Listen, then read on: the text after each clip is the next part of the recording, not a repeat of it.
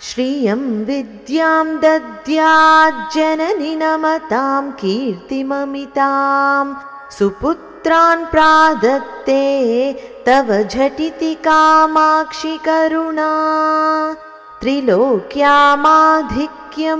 त्रिपुरपरिपन्थि प्रणयिनी प्रणामस्त्वत्पादे शमितदुरिते किं न कुरुते।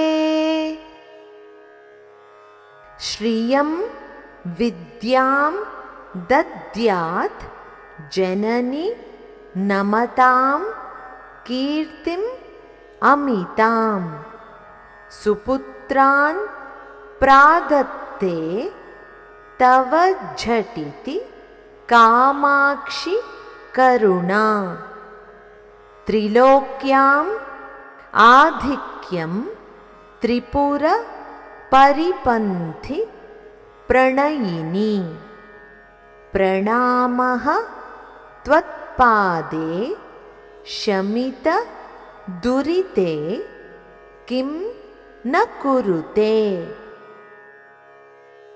జగన్మాత కామాక్షి, నీ దివ్యపాద పద్మములకు నమస్కరించే భక్తులకు నీ అపారమైన కరుణ అష్టైశ్వర్యాలను, సకల విద్యలను, ఎల్లలు లేని కీర్తి ప్రతిష్టలను ప్రసాదిస్తుంది.